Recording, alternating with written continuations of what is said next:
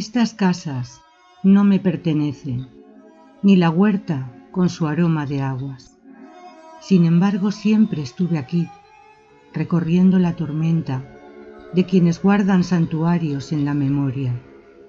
No los conocí, mas recuerdo cada arruga de las manos, apretando el sedimento mohoso de una tierra que lloraba maravillas.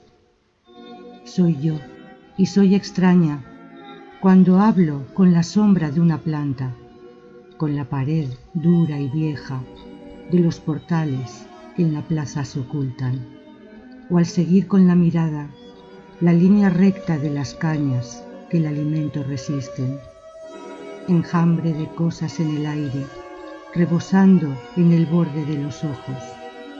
Me pregunto si alguna de ellas me escucha.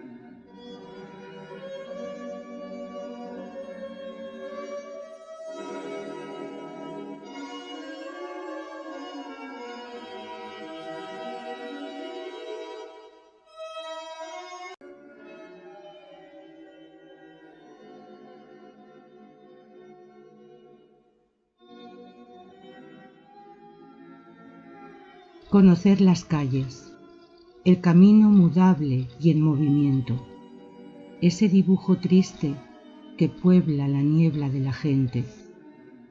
Desde el suelo asciende su ancho paisaje para que los humanos se crean locos y no morir nunca.